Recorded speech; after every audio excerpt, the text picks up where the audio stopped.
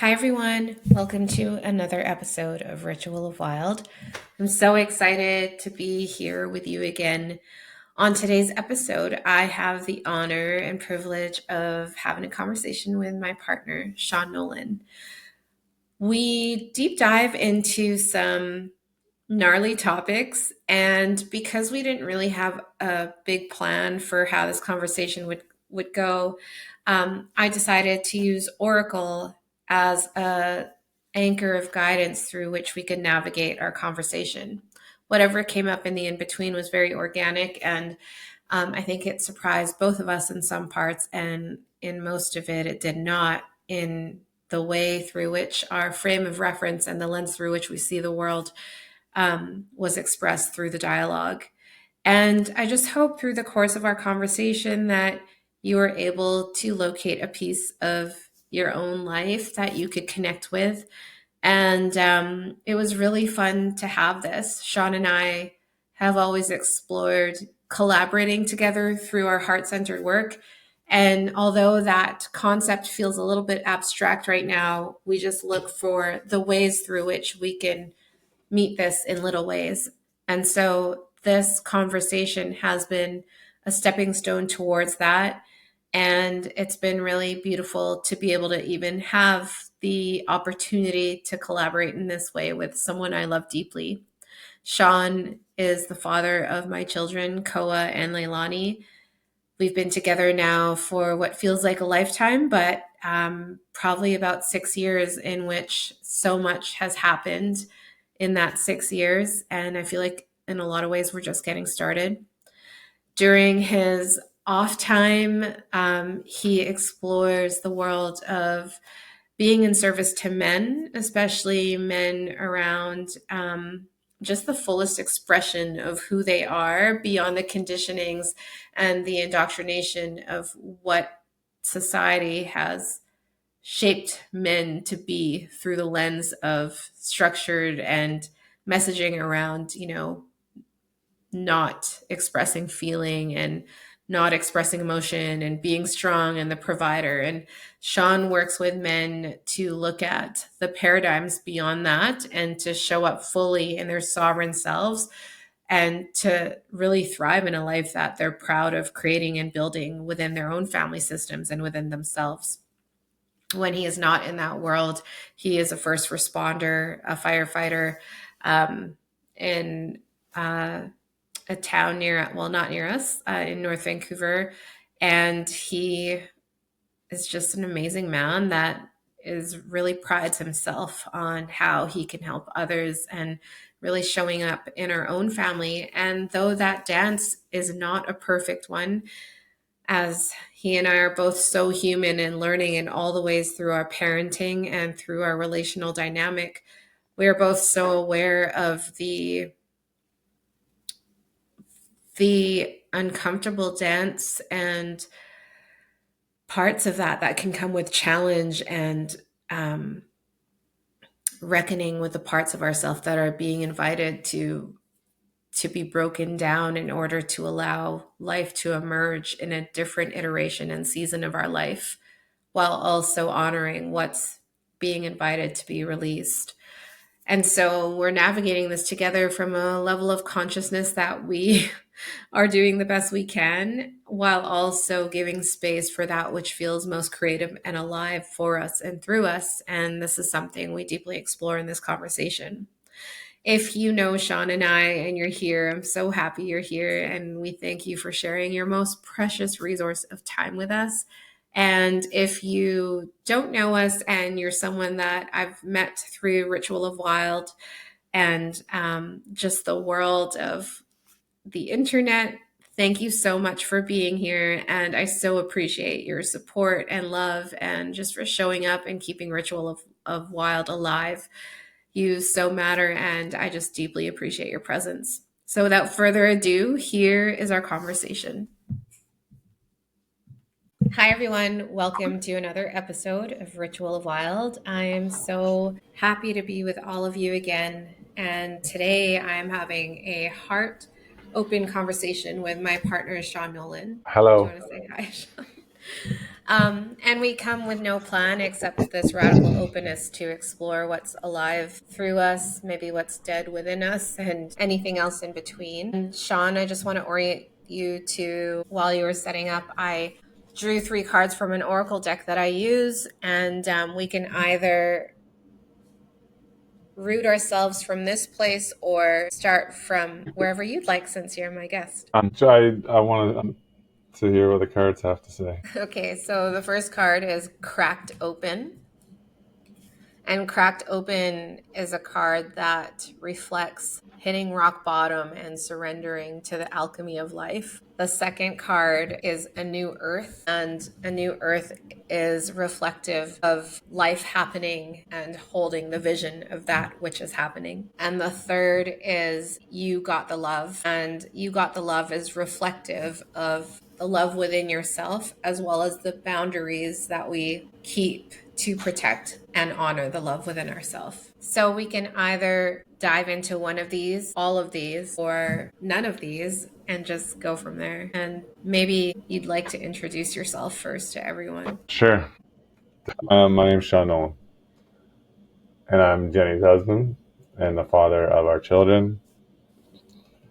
And I'm on a podcast. Great. So, do you want to dive into any of these topics, or do you want to just sort of talk about Yeah, anything that's I want you to elaborate on the last one, please. You Got the Love? Thank you. Well, You Got the Love is about the love within, as well as the boundaries that we structure to honor the love within and keep the love within. Yeah, So what if do you you look at the mean? card You Got the Love, it's clear that there is a picture of a woman there, but she has many faces, and when you look at this card, she's looking in every direction, but you could see that within the center of her, she is most formed. And when I look at this, because I don't know the meaning of these cards, I just love this deck, the art, and the basic wording behind it. Mm-hmm. And when I look at this card, I think she's centered upon herself in the middle, but when she's turned outwardly to every direction beyond herself, there's this frequency where there's a split, right? And I feel like it's easy to get lost in the love we so keenly give to the world around us, to our babies, to our relationship, to the things that are inspiring to us, the business we're building. And at the same time, it really all is within us, the roots, the source, the soil through which all of that grows. And Mm-hmm. so that card to me speaks to the structure that we use as the guardrail where that sacred love within ourself is kept. And then if you look at the card as well, there's a lot of light around her. There's a lot of different tones, and yeah, but she's a little bit fragmented. Yeah. So See, that was the last. some of that I really get, and then some of it I'm a bit confused. Like the love, I get the part. I really get the part that the love is a source from within us. Like there's nothing outside of us that gives us love. It's all from within. But what I is confusing to me is like the you mentioned the boundaries or the fracturing of. Can you explain that one a little bit more? That part of Well, it. under the card, it actually says Hadarian energy, which I don't know what that means, codependency and boundaries. And so the card is called You Got the Love. I'm Yeah. speaking intuitively from what I'm picking up from the card, Yeah. which is why I was saying I feel like You Got the Love is like sort of what we talk about, what Peter Crone says, the seeker is the sought. You are the Mm-hmm. source of that which you are seeking. It Mm-hmm. makes me think of that. Like you are the love within yourself, the love you so keenly seek, and the validation and all those things. You have that within you. And then what boundaries could you structure to guardrail that sacred piece of you so that you keep your love in that journey instead of thinking it needs to be outsourced or reached outside of yourself in order to feel it? And I Yeah. want to preface that by saying that, well, not preface because I already said it, but what I would like to add to that is it's so human. It's part of the human condition to be hardwired for connection and want to have that love reflected beyond ourselves. But I'm speaking specifically to the message in this card, which is I feel like it honors, can we honor and guardrail and create boundaries around what is sacred within us that that love that is sourced from within us that we so keenly give out, we can only look for something that already is present within us. Because why Hmm. would we look for it? It means we know that there's something already out there that exists. But I feel like through our conditionings and our stories, we think that it's outside. Hmm.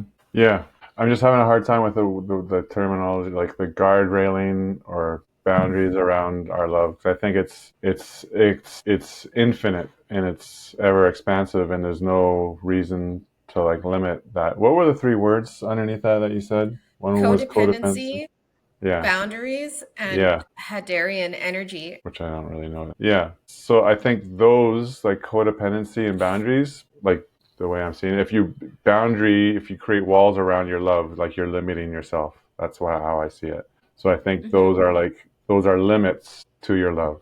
The codependency is like sourcing it from thinking that your love is somewhere outside of yourself. Right, which sort of echoes what I was saying, which is thinking that it exists beyond the source of it, which is from you. Yeah. When I say guardrail, which is you were saying that you were struggling with that word, what I just mean is like if you picture a garden and you build a structure around it, it just holds all of that bounty. Mm-hmm. It's not to say limit the bounty, but it's like where the bounty is rooted from. And so it's like it allows that which is within it to really flourish. So when I say boundaries and I say guardrail, I just mean like the source of the love within ourself, not to limit it or fragment it, but to truly honor it. Because how often have we met people, including ourselves, where we're so keenly giving, giving, giving. And then next thing you know, we're giving from an empty well because we actually haven't given that which we've given out. We actually haven't learned how to receive that and honor that within ourselves.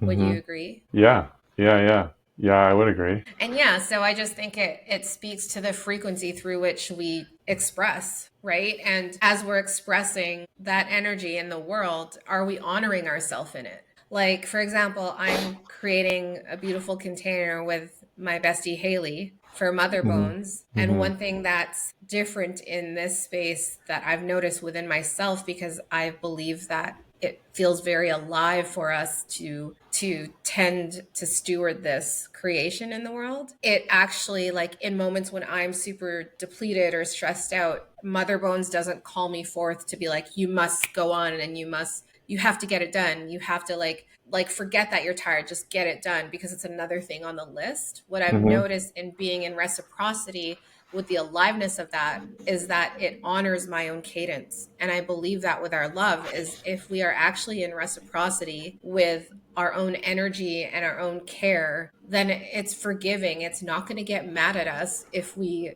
don't get the thing done that our mind tells us with urgency that it must get done. And Right. so you got the love to me is like, I want to create this beautiful space for moms to come to with my dear friend. And if I'm creating it from a place of depletion and emptiness, then that is the Mm-hmm. frequency through which that will be built upon. Yeah. And so it's not in integrity with like one of my core values, right? And what And you so want to it's try to create. been, yeah, and I find it's been really interesting to notice that, whereas my old self may not have done that and overridden that love in the Mm-hmm. name of love, and we mistake that like, oh, but it's in service to something really beautiful. Yeah.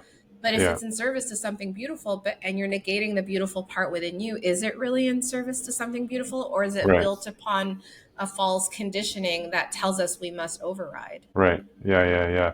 Yeah. If you're attacking or doing something out of the feeling that you need to do it or should to do it, then I would say it's not even from love at all. It's from a forceful energy versus a powerful energy. Where Yeah, it's love is almost like a like powerful energy that is like untapped, unlimited expression of who you are.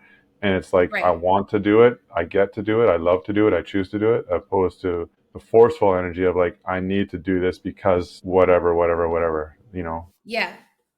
that's that's that's clear to me. Like that feels real for me. Like the difference between a forceful energy and doing something and a powerful energy where it's you're never depleting. That you can't be depleted from anything that you're doing if it's from power of love, for Right, the example. power within. And like another thing as you were saying that, what came to me is um it like there is no timeline, because to be with love is to be, I feel like to be with true love is, it requires your presence. And Mm-hmm. so there's an exchange and engagement that's happening. And so yeah, it's like in the sense of this example I'm using of mother bones, it's like it's going to get tended to in right timing. Mm-hmm. And I remember this quote that's coming to me right now. It's like, if you're doing the right thing at the wrong time, it's still the wrong thing to do, or something like that, Mm-hmm. because it doesn't actually honor the root of where that thing is coming from. Yeah. Yeah. Yeah. Yeah. And so, yeah, that's what I meant. Does that sort of clear up like the guardrail? So, like in the case of Mother Bones, me guardrailing my love is saying, I'm actually depleted right now, and I don't think it's the best time to tend to something so Okay. important Yeah. from this place. It Yeah. doesn't make it less of a priority for me. It Mm-hmm. just allows me to keep myself in the process instead of leaving myself behind, which Yeah. is what I've done in the past. Totally. No, no, thank you. I get it now. Yeah. So you're creating discernment between you realizing you're doing something out of a forceful energy or powerful energy. And then you know that because you can feel it in your body, like this isn't serving me, this isn't filling me up, this isn't livening me up. And that would be from a forceful energy. And you went back to a timeline. I think anytime we put a time constraint on something, then that creates pressure. And then that pressure, we're forcefully moving through it. Whereas like you slightly mentioned like being present, and then like you collapse time. There is no future, there is no past. You're just living right in the moment, and from that moment you are the most powerful. That's when you have access to the most imagination, the most creativity, Yeah. love, peace, joy. It's all right here and now. So I think anytime we Yeah. And we apply a timeline, it's instantly we creating the pressure on ourselves. right. And it's like, it's not to dismiss the realness of the construct of time that Mm-hmm. we must honor for a lot of reasons. But what I've noticed in this approach of honoring the love, like you got the love, I got the love inside, and the love through which all these things get created is coming from a source within myself. What I've noticed is that even if I am creating it with less energy, but I still have the capacity to do it, that energy is quickly regenerated. It's like, it's not tiring, it's actually very satisfying. There's a replenishment that happens. Like the vision I keep being shown is like there's an exchange that happens. It's like Yeah, very life giving. like a And I think rejuvenation. one powerful thing you mentioned, sorry to cut you off, but It's okay. it's not forceful and it's not coming from scarcity, because I trust from that love and from honoring that place that there is more and more and more. And thereby, there need not be a rush or a pressure to do it. And I think what's really powerful with like my partnership with Haley is like we both honor that and get that. And so it's been this beautiful dance and cadence of creating from that place. And it feels different. And it doesn't take away from like the inner critic or the insecurities or like the judgments we have on ourselves when certain shares don't go the way we imagine. It's in fact on the opposite, where there's a lot of grace and space and holding. Haley is a somatic practitioner and I'm a student of somatic therapy. So there's also that element of like honoring the what's coursing through the body.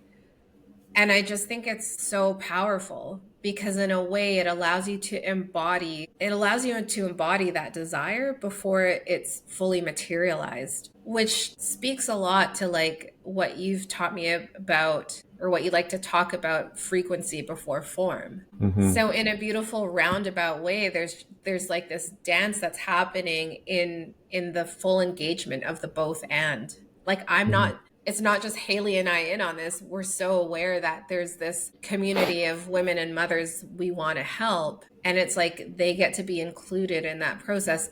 And also, not to mention our bodies and our energy and all the things we can't see, but rather feel beyond our senses, are all a part of that equation. Something about that just makes it feel very like it takes pressure off, and it just feels like it's going to be beautiful and integrous because it's coming from such a deeper place beyond like, oh, I have this great idea. And there's nothing wrong with that, but it just has deeper roots. Yeah.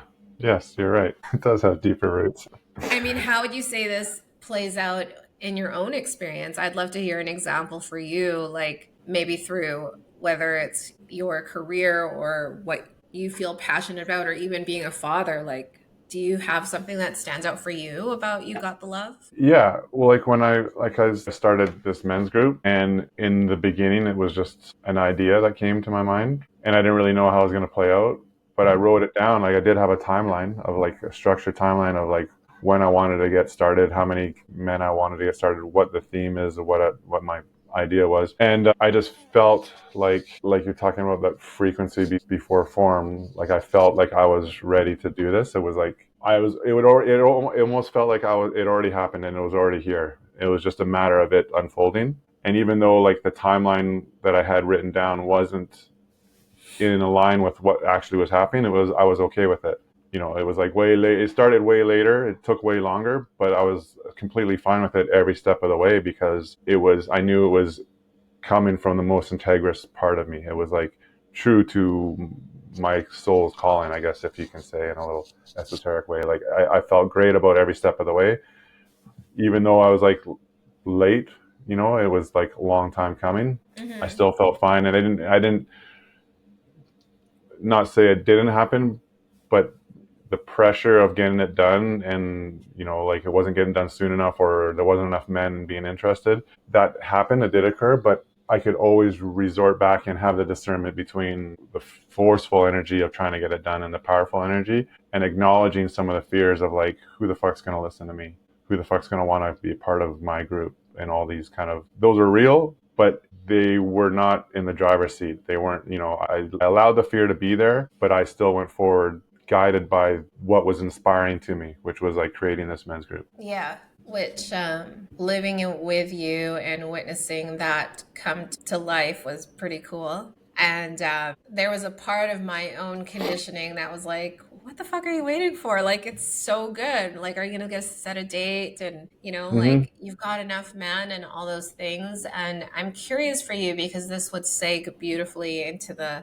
next card, which is being cracked open.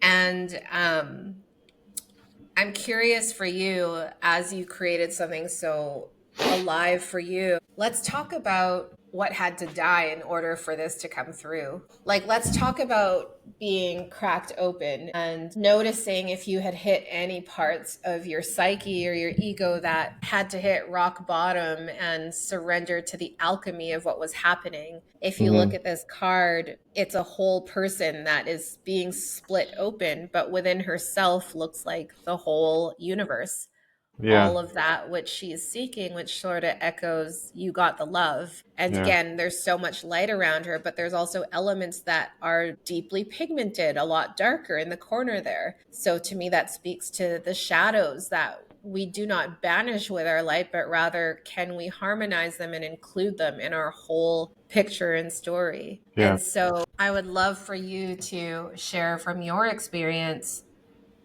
Did you feel like you were being cracked open? Did you feel your own elements of yourself that perhaps needed to die or be looked at or triggered you, constraints, anything like that, even as you move through this alive men's group that is, you've already had your first meeting? I'd love to hear it. Tell me. Yeah. Well, I think every step along anyone's journey is going to involve aspects of being cracked open and parts of them dying. It has to. And it's going to be, it involves a lot of discomfort to face those parts of you, or to allow those places to be let go of. I know for me, and this all started so long ago, but even like along the journey where I was like letting go old parts of myself, I felt a lot of like isolation and loneliness in it, because Mm-hmm. I was no longer with my old tribe of friends that I was like always in communion with. I was moving into something different, and maybe they didn't understand it, or maybe I just needed to be alone during that time to do what I wanted to do. Because I think any change that you want to create, you have to create a different version of yourself. You have to be in a different environment. And for me, it was like pretty drastic. And the start of it was like, well, you can say the start of it whenever, but like a big start of it was like even having children. You know, when I became a father, it took me a while before I realized the importance of that role of being a father, and how, if I wanted to be the father that I wanted my children that they are deserving of, it would take a lot of cracking open. It would take a lot of like letting go of the past that no longer served me, you know. And I was 1 foot in and 1 foot out for a long time. Yeah, I remember Koa's first year of life, I wanted to divorce you. Yeah, and that was real. That was Yeah. really real. And like to any mother that's listening to this, I mean, if you're like the few that I know that never wanted to leave their partner, that's great. And for me, the reality was like being cracked open in the sense of I can't like I think it just required you to catch up with what already began. And I Hmm. think for women, they're cracked open the moment that sperm meets the egg and the initiatory process begins within. Whereas I remember learning that for most men, it happens on an external social level.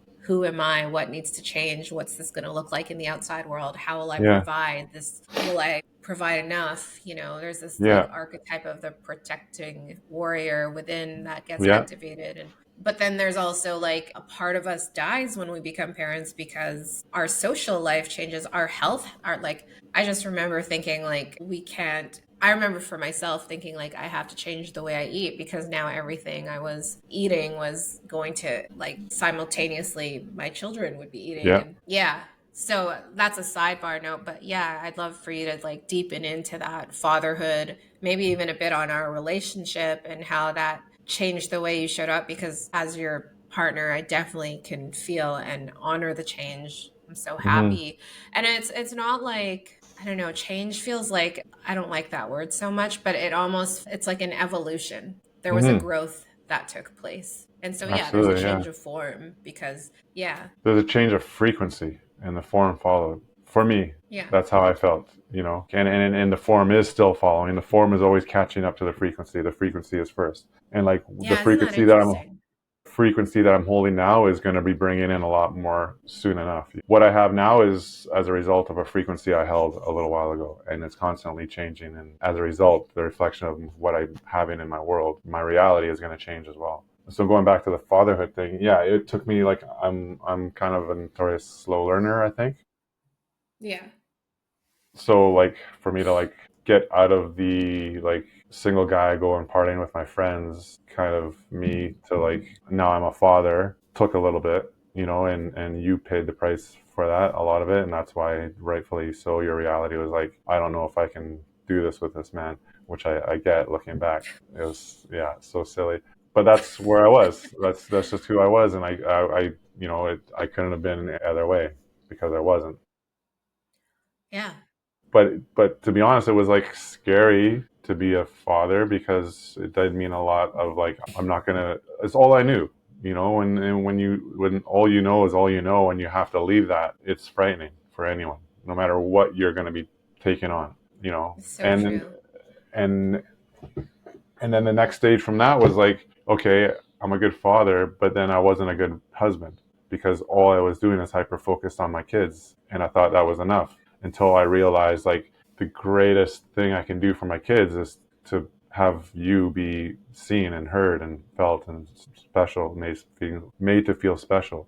And I didn't do that in the beginning. I would come in from work and just like not even acknowledge you and show my love to the kids. And it took me a while before I realized like that I was neglecting you. And in neglecting you, I was diminishing the capacity for our children to feel love from you. Yeah, like ooh, that just like chokes me up a bit inside thinking Yeah, because you about remember that, right? the yeah, just the road we've been on. But and I appreciate you bringing that to the surface because I think it takes real courage to even say that out loud and for you to even make to cultivate the awareness that like maybe the greatest thing I could do is love their mother Yeah. because by virtue of that, it allows me to have space, more presence for the kids, and then us. And yeah, I mean, we're still learning, you know, and I have a Absolutely. lot of deep, deep love and appreciation and grace for everything we've moved through thus far. Like, I feel like we've barely gotten started. And it's Yeah. like, I feel like it's so common where I've heard this from many women and couples where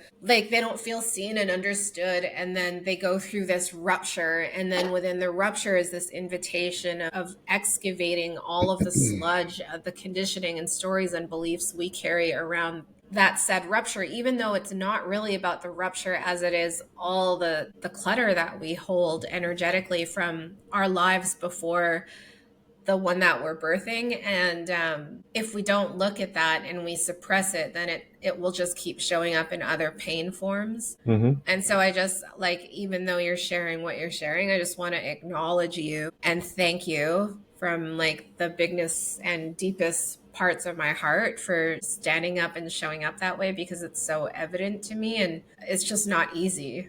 It's No. simple, but it's the hardest fucking thing in the world.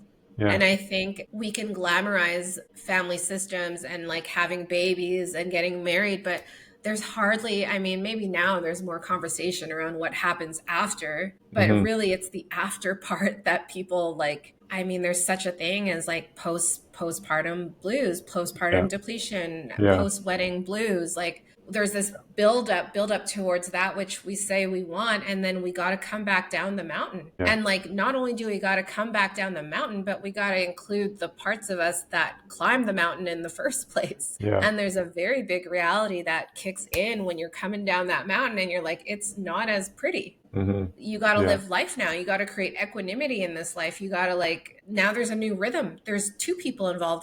There's children involved. There's Yeah. family systems that are being created that are involved. Mm-hmm. And it's just so wild. And so I just like, I love you so much, and Mm. our kids are so like, if I were to go, I know they'd be okay with you. I remember Yeah. like in one of our deepest fights, I was like, fuck you, you'd be screwed without me. And there's a part of that that's like, to a certain degree, yes, they'd miss their mama and like, but like Mm-hmm. that was a while ago. And now I feel like they're going to be okay. Like they're just so adored by you. And Yeah.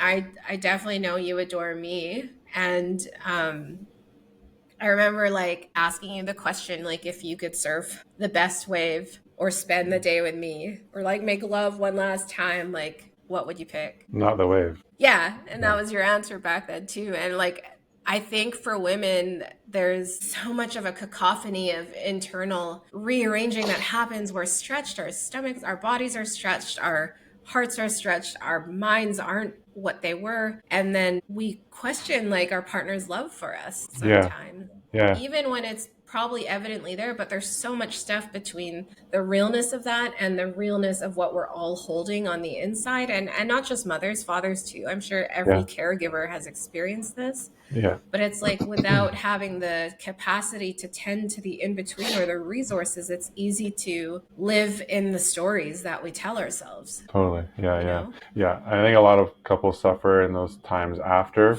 and it's to no I mean, we fault. did. We do Yeah, for sometimes. sure. And We I just think we're that more resourced now. we're yeah, and we're like I think a standard template of like how it goes, and I think it's no fault for the man because he's doing the best he can. But I think from what I see, it's the lack of having a model to show them what it means to be a husband and a father.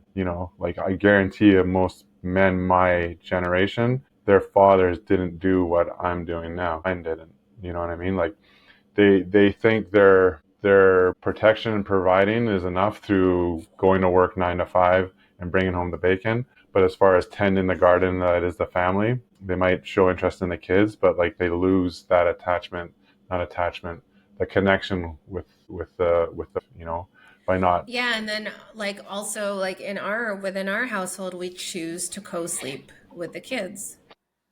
Yeah. And like we talk about like, it's going to be so great when we can share a bed again. And we Hmm. look for creative ways to like right now we're talking about exploring like putting like a mattress, like a Montessori, like a floor mattress or whatever. I think that's Yeah. Montessori. I don't even know. But like what I want to say too, in the world of parenting and raising children and marriage, like there's a world of advice. And like to go back to this first part of you got the love, like you can learn to be your own expert. And I think that's one of the biggest lessons that motherhood has taught me.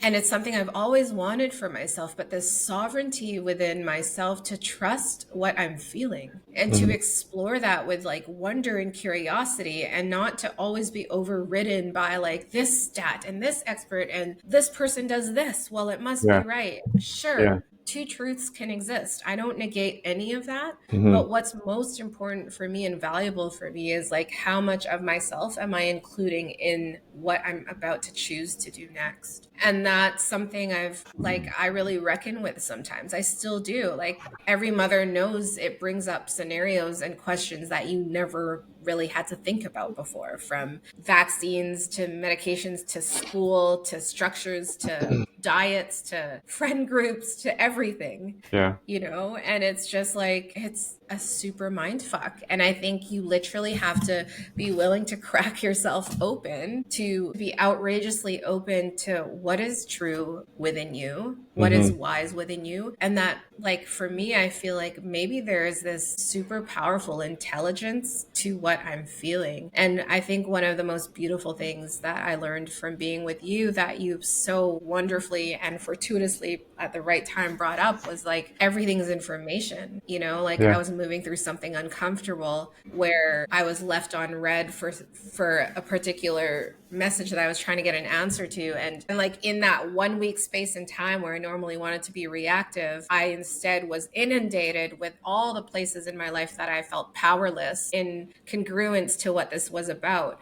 And so I had insecurities, stories, patterns, beliefs, all these things. And instead of reacting, I was with them, but I was able to navigate that a lot better with you by my side. And then you said, all we know right now is that this person hasn't responded in a week. And something about that, after a week of sitting in the fire of my own shit, like my own, I call it the holy shit, because your shit can be holy. The shit that you shove away can Hmm. also be sacred. And hearing it in that way was just like, oh my God, you're right. It's just Hmm. information. Like, it's Yeah. just information. But it couldn't have happened any other way, because I had to be cracked open to know that I could sit with the emotions of what was real and what was coming up, and be able to discern that I don't need to believe the thoughts and stories that my ego really wanted to attach to them. Yeah. I don't know, something about that was insanely powerful, because it made me feel like, wow, what does this mean from here on in? Every time I have an insecurity or a constraint, I Yeah. can know that any thought that initially wants to come up, I can question it. I can ask if it's Well, true totally. Yeah. Yeah. Yeah. You without did a having to change what I was feeling. Yeah, yeah, you did a couple things there. Like the first one was like you had these thoughts and feelings, but you didn't react on them. You allowed them to be. You sat with them. Right. So you created Which space. sucked. It Yeah, hurt. it's not easy because you're in the past, an older version would have just reacted out of them and like started acting and maybe texting and reaching out and wondering Right. why or who or what. But the second thing, even the most powerful thing, is like acknowledging that what the fact was and then what your story around it was, because you were lost in the story and not the fact. And the fact was someone didn't get back to you. Hmm. That's it. But then the story you created around that was what was really creating the whirlwind within yourself. And then like you Yeah. said, you brought up all these insecurities. So like another question to follow up with that would be like, who are you to believe that story? Who do you have to be to believe that story? Maybe you're a victim, or maybe you're unworthy, or maybe you're not worthy of someone getting back to you. And all these questions, because then you can realize, is any of that true? No, it's not fucking true. The only truth that you know is the fact that someone didn't get back to you. But because of who Yeah. it was and the situation, you had all these stories around it. But then on the other side of that, it was like, holy fuck, I'm liberated from all these. It was essentially your ego was trying to like create a storm for you. Yeah, it was insanely uncomfortable. When you were saying like, who would I have to be to believe that story? Another question that surfaced for me that I was able to integrate was, what would the sovereign version of me do? And we had this conversation last week, because we're both working with people that we admire and helping us navigate constraints, limitations, all these things. And when I asked the person I'm working with, like, what does sovereignty mean to you? This person responded that sovereignty is the ability to make a choice and honor what is true without leaving yourself behind. And that was really, I couldn't have heard it any other way than the way I did in that moment, because it's so simple yet fundamentally powerful. It's like, Yeah. it's simple. Like, how often do we navigate the world over pleasing, overthinking, concerned about controlling outcomes, putting unnecessary pressure on the way our mind thinks it needs to be, Hmm. in the name of keeping stuff together outside of ourselves. Meanwhile, we're fragmenting our wholeness. We're Yeah. Yeah. leaving behind the aspect of us that's like, I'm too tired for this, or this isn't true. We like, Yeah. and I just thought that was really powerful. And I love, absolutely love that you and I can have these conversations, Hmm. and like, I really love that about us. And I'm so happy that it's you and I, like the world already exists, but the way we get to experience it from that lens is really beautiful Yeah. and Yeah. spacious. Even when it's not, it's like we make that space for each other. So I wanted to name that because I believe we both had to be, the foundation of our relationship had to be cracked open too. Hmm. Yeah, 100%. Yeah, yeah, yeah, yeah. You named a lot of things there, and like that sovereignty thing. Like for me, that's like true freedom and authenticity are kind of like synonymous to myself. Well, freedom, true freedom is like you have nothing to hide and nothing to prove, and that's being authentically you. So uninhibited by the worries of having to control anything outside of yourself or what people say and what people might think about what you're doing, as long as it's like authentically you. That's true freedom for me. Yeah. And it's hard, right? Like I find it very, For sure, it's a work in like progress. we're having this conversation and I know I'm going to continuously be met by things, but perhaps the thing that shifts is my relationship with myself. Hmm. And so I just think about all the ways you and I have experienced this within our relationship and as well within the things we're creating. Like, because I have this podcast being met with so much of my own imposter syndrome and things like that. And like being able to come to you with some of that. And yeah, it's just really interesting where we leak our energy, Yeah, you yeah, know? yeah. And it's like we are human, and by the very nature of being human, insecurities, this inadequacy, this feeling of not safe or not having enough is always going to be alive because of our existence here in the human form. Like that's we can't live without it because no one is like that level enlightened. But to have the awareness that they exist and to be able to catch Yeah. them and realize it's a fear and that's it, it's not real. We can question and like, is this real? No, it's not real. The true us underneath all these insecurities is abundance, is love, is freedom, is vitality. That's the essence of who we are. It's just been layered with this human form of conditioning that has been patterned into us from, right from the get-go. So it's an undoing of all these conditions that allows us to be a little bit more free, a little bit more authentic, a little bit more loving.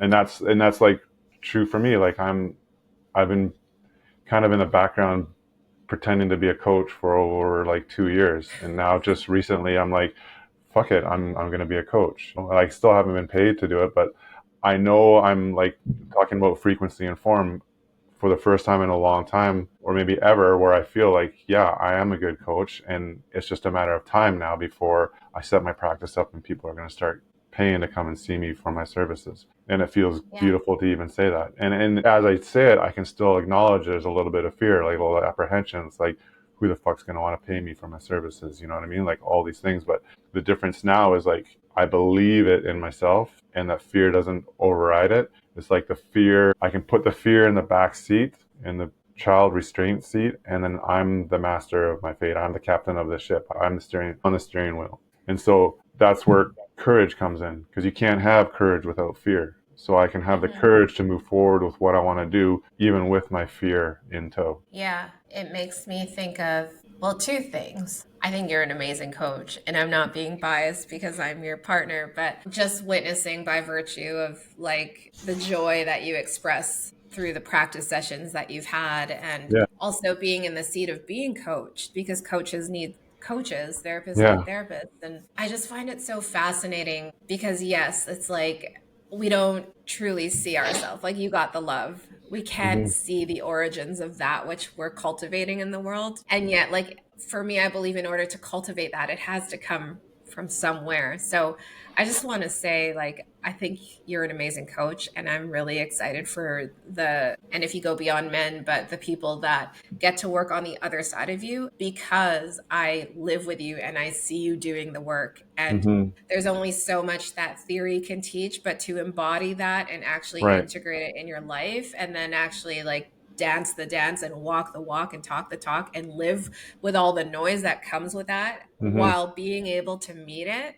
Yeah. and parent and be in relationship and work full time, is just, you have to be cracked open. Yeah. And I just want to validate and honor this leg of your journey. I'm so excited for Yeah. what's to come and for Yeah. what is, because it's all here in the name of scaffolding this beautiful thing you're creating. Yeah. And then the other thing I think about is the book I'm reading, Let Them by Mel Robbins. And she talks about the beginning of the story is her story. And she was like 800K in debt, and she was down in the dumps and feeling really low, and just like starting to think about the ways she could move through this, because she had a family to feed, and like she's married, happily married, but her husband's business was suffering. And so she, like, that's the origins of her 5 4 3 2 1 rule. And then she would like have to do the thing that was on the other side of that 5 4 3 2 1 rule. Mm-hmm. But from that place, she started speaking motivationally about that, and then it started to spread and grow. And eventually, a couple years later, I think she started to get paid for being a motivational speaker.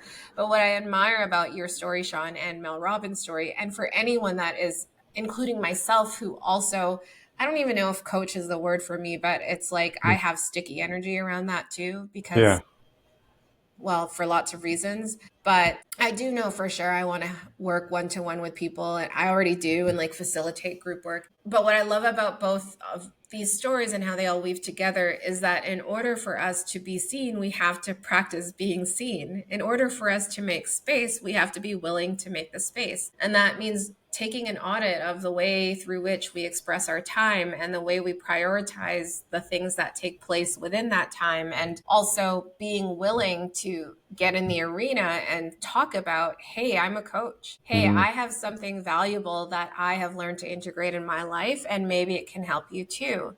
And I just wonder why we have this sticky energy around saying, declaring that out there to the world. Yeah. But the answer is other people, not blaming other people, but rather what we think other people are thinking about us, Yeah. and all the ways we fear we're going to get left behind if we admit, oh my gosh, I want to make my calling my career, make a good living from it, Mm-hmm. and resource myself as well as those that I could help in a way that is invaluable. You know, and Mel Robbins puts this so beautifully. She would talk about how she'd make these little videos and there'd be 100 drafts, and she would not post them. Or if they didn't get enough likes, she'd take them down in the initial Mm-hmm. stages of her motivational speaker career, because it was the thoughts of what she thought other people would think of her. And the Mm-hmm. truth is, people are going to think things about things. And it's like, are we going to live in the frequency of the experiences of other people that is unique to their journey and what they're thinking about it? Yeah. You Yeah. know, it's insane when you think about it. It's easy to say that, but to live it Mm-hmm. is a whole other story. Like, quite honestly, even though I'm talking about it, I know I definitely struggle with this. I Yeah. know it's hard for me to say, like, I'm a coach. I have something valuable I can offer you, and I really want to teach. Like, I Yeah. really want to teach what I know, because I've noticed how impactful it's been for me. It doesn't change that those stories and constraints and the sticky energy, it doesn't go away. But like I said before, it just feels like, what, to echo what you were saying, like, you just believe in yourself. You Yeah. choose to move with courage instead of, how do I get rid of this fear? Well, you don't. Mm-hmm. It's like, how do you lean into courage and let the fear come along? Absolutely.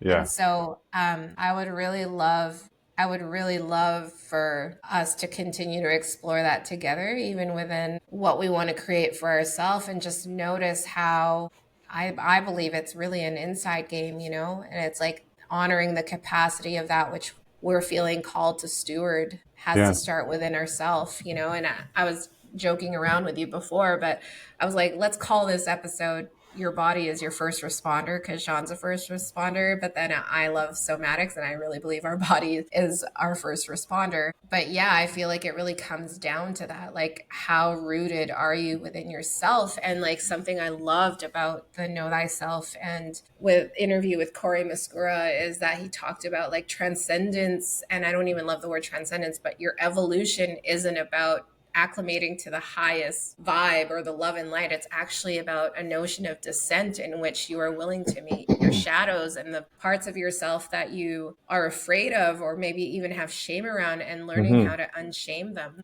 Mm-hmm. and learning how to actually harmonize them as your wholeness instead of fragmenting them and acting from a place of like, I can't show the world this scared Yeah. part of me because Yeah. what if they don't relate? For Well, sure. how could they not relate? Like, it's so human. Yeah.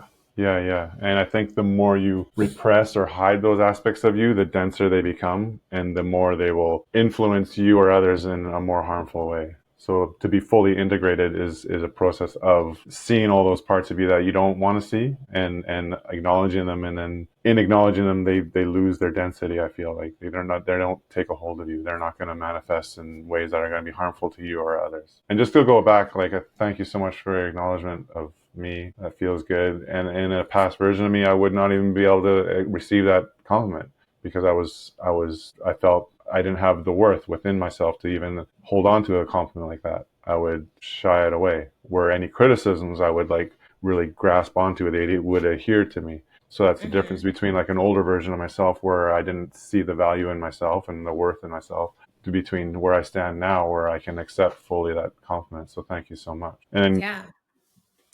I feel like when you're producing or creating something like this, like you with your women's group and teaching, and me with my men's group and coaching, and I don't really like the word coaching either, but it is what it is. I don't care anymore. If I feel if I'm guided with what lights me up, like with a love of and a passion of what I'm doing, then I can't do any wrong. Like I don't worry about the outcome and the results and anything like that. If I just keep taking steps by steps of like what lights me up or what I'm really loving of what I'm doing, then it doesn't fucking matter. And then if I'm doing it from that space, all the fears that go around with it are still there, but they're softened a bit Mm. because I'm doing it not from a place of where I need validation from a result, and that this Yeah. imposter syndrome that you speak of, and like this whole thing is like I think for me it's always going to be there. It's all it's a part of being human, and I think it roots down to the most fundamental primal fear that we all have, and that is a fear of being kicked out of the tribe and not fitting in and not belonging. we Yeah. will we will sacrifice everything for a sense of connection, and I think it's so primal because back in the day, if we were kicked out of the tribe, it would be hard to survive on our own out in the wild. There's saber-toothed tigers and shit like that after us.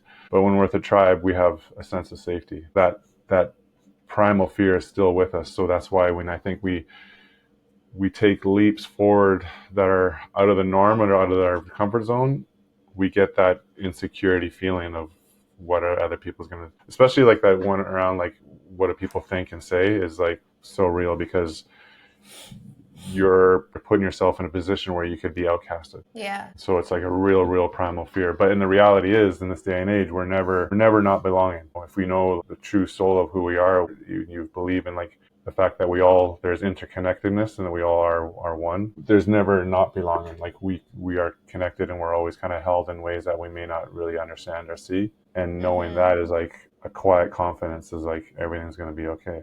Follow your heart. Yeah.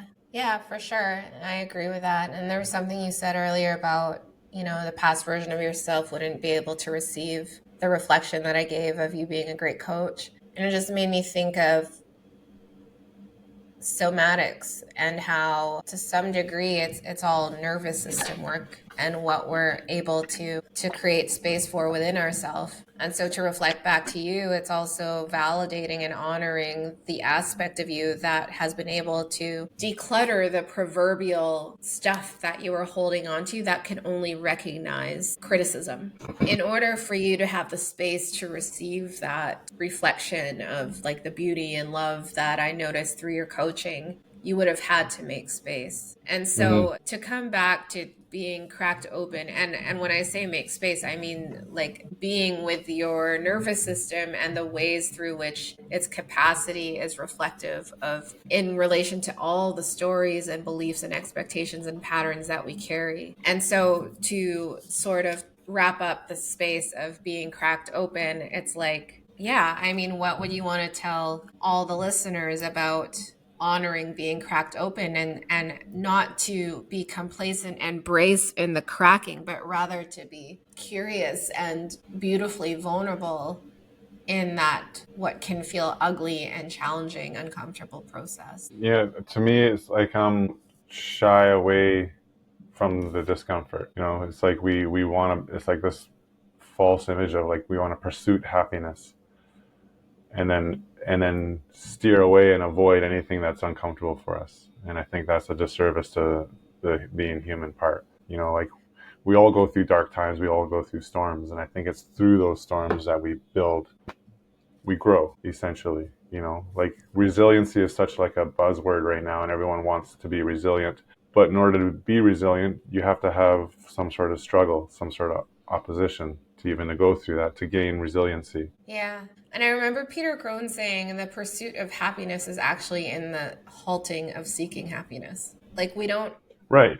Yeah. Yeah. find Yeah. happiness by looking for it. We actually find it by stopping looking for it and Yeah. realizing that yes, there's all this stuff that comes with that, but in the honoring of it is Yeah. inclusive of the happiness that If you're comes with always that. looking for happiness, you're inherently saying that you don't have it. Yeah. So by stopping looking, you realize that it's sourced from within. It's a dance. It's a dance. And sometimes I find the steps are revealed to us after we have the courage to take them, which leads us to our last card, my Mm. love. And it's called A New Earth. And the New Earth, which is so beautiful how this unfolded because this wasn't in the order that they came out. But I think it's really beautiful the way that we chose to move through it. But A New Earth is supported by the message of it's happening and keep holding the vision.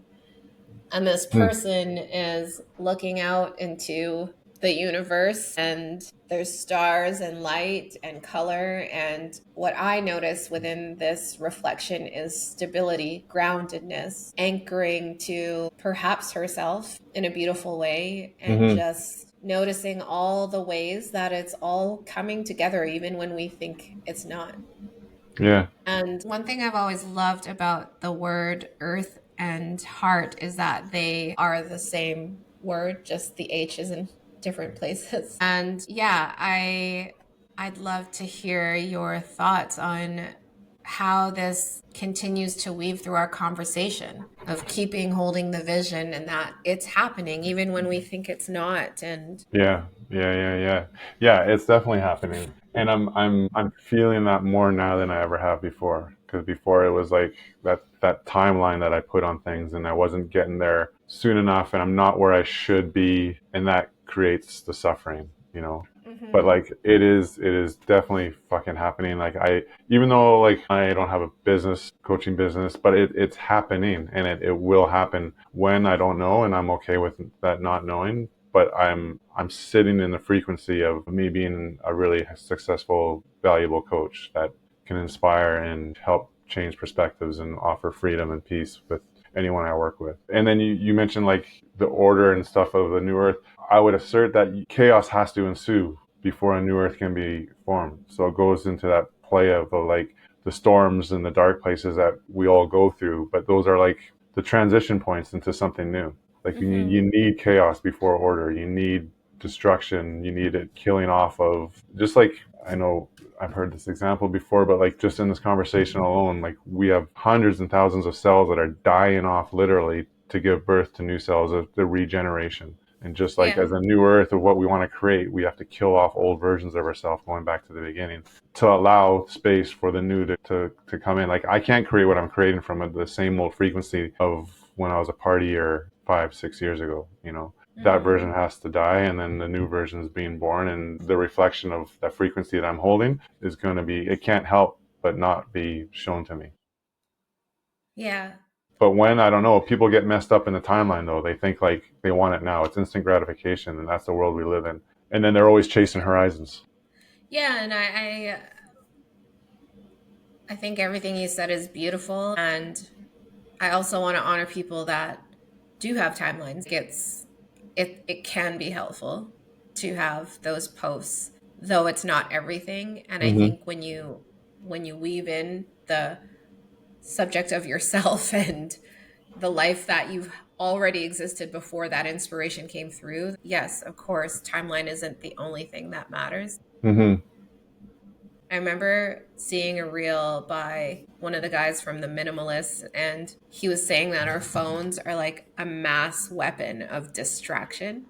And I Mm-hmm. just loved his short and simple message around this. And, we're talking about the new earth and it's happening and holding the vision. And the reason I bring the phone up, for me, it's a relic of, like, it's a symbol of all the ways we are distracted, and that in order for that vision to come through, it requires us to take an audit of really how are we spending our time. Admittedly, when the kids are asleep and I have that empty space, Mm-hmm. I doom scroll at Yeah. times. And it's like, oh my God, if I were to add up the 1 to 2 hours, three, if I'm having a really gnarly night, of the times I spend on my phone that has no intention, like Mm-hmm. just aimlessly scrolling, like there'd be no reason not to like write a book, or no reason not to pour Yeah. into the business I want to create. Yeah, I feel like one of the most powerful things I've taken away from one of my teachers, Usha Anandi, who has a background in Ayurveda, is that sometimes the visions that we want to birth isn't about more. It's a medicine of subtraction. It's about less. And it's just like ties into the message that we love, that like knowing ourselves is actually, like Peter Crone says this too. It's like it's a remembering. It's not actually some getting to some arrival or like creating this like mass material thing that you envision, but it's also who you become in the process. And then also taking away, unlearning all the conditionings and stories and the barriers through which we were kept far apart from that which we want to say we create. Mm-hmm. And so I just like to support the message of a new earth and holding the vision. Like what feels very alive for me right now is just noticing where in my life that I am taking part in keeping it away from me by Yeah. participating in scrolling or eating sugar when I don't fucking need to, Yeah. knowing that it's not great for me. And Yeah. I'm not judging people that eat sugar, but like literally I had a fatty liver and I know it does me no good. And yeah, like choosing not to drink, Yeah. that's another thing. It's like anyone will invest in like contractors and a decorator to renovate their home, but what about your proverbial real life vessel, like the one Mm-hmm. single one that we get? Are you willing to actually declutter it, meaning looking at the stories and the beliefs and the patterns that are keeping you in a place that you might not feel good in? And are you willing to acknowledge your ability to respond, your responsibility to how you continue to participate in keeping those stories there? And this Mm-hmm. isn't about shaming, but it's an invitation of becoming aware of how it keeps you apart from the life you say you want to live and the vision you say you want to come to fruition. And Yeah. then just noticing in Ayurveda, in the medicine of subtraction, are there things you can take away so that you can create and feel the space that actually brings you that much closer to the experience, that felt internal visceral sense of maybe not so much about the vision materialize, but the feeling that it gives you when you're thinking about it. Mm-hmm. You know what I mean? Yeah, yeah, that's embodying the vision. And like I would assert, like anytime we're distracted, or our focus and attention is going to wherever it is, the phone or Netflix or whatever it is for anyone eating shit food, that's you're not holding the vision. You're allowing the vision to slide, and you're being distracted by something. And to me, like the holding the vision, like you said, like stripping away of all the patterns and creating space so you are the most authentic version of you. It's like if what we want is results way out here, and everyone, I would say, wants results, whatever that results might be for them. And if our behavior and actions get the results, it's our thoughts and feelings that initiate our behaviors and actions. Then it's the frequency before all that Mm-hmm. holds the vision. So it's like you embody who you want to be, and then how would that person act, think, feel, and get the results. So if Right. you're holding the vision, you're holding that frequency of the person that you want to, that you already are, and then you're, as a result, you're going to get the results in your life to reflect who you are. And that's why I think when you Yeah. talk about, like, you made the thing, people will drop money to pimp out their car or renovate their house, but how much do you invest in yourself to create that version of yourself that you say you want to be? And that's why, like, I'm currently seeing a coach, you see a coach, and we have in the past, and like we're resourcing ourselves continuously Right. to be the version of ourselves that we want to be, Yeah. Yeah. which It's is so seems true. rare Like, these days. right. And then it's Yeah, it's like choosing how so beautifully said what you said about resourcing, because like we all have a amount to work with, but if you're out there and you're not prioritizing what you say you want, then it's worth looking at what's beneath that.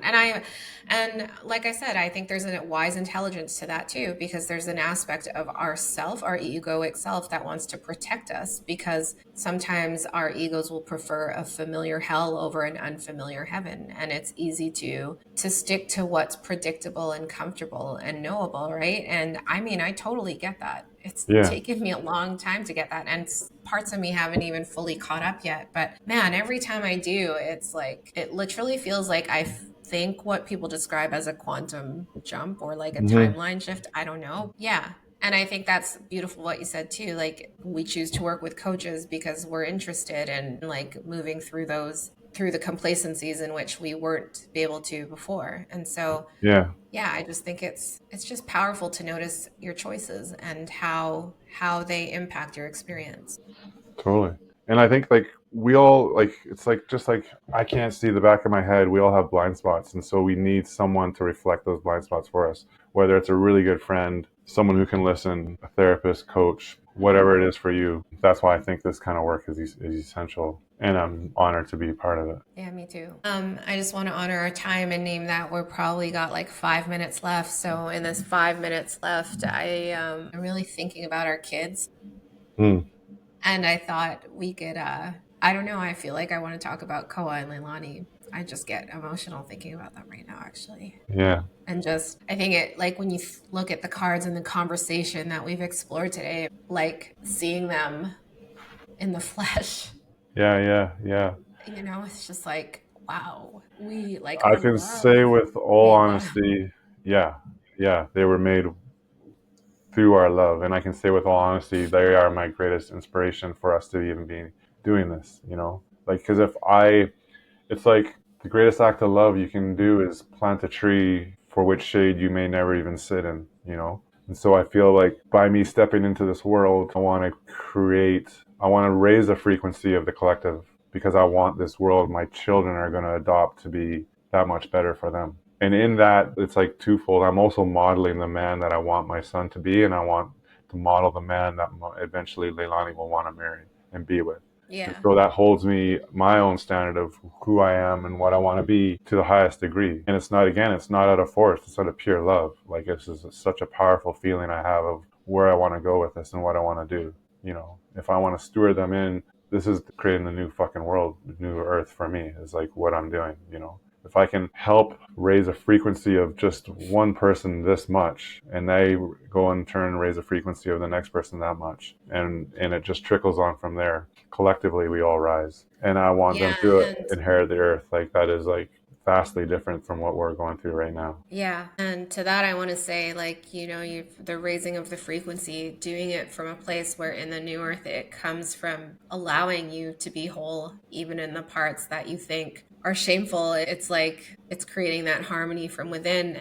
For me, I think about our kids and like just, they're in such a stage right now where it's so fun to Mm-hmm. be around them. Mm-hmm. They're fucking annoying at times too. Like the whining, I honestly, I really struggle with, but like their conversations and witnessing them have their little talks on the side Mm-hmm. when they don't know that we're watching, and just like the care, like their personalities coming online. And, I think about the work that I want to share with women, and so much of it is about like just embodying and remembering with the power within, and just like thriving in the body, not just surviving. And I think about Leilani and like, our kids know what my period is.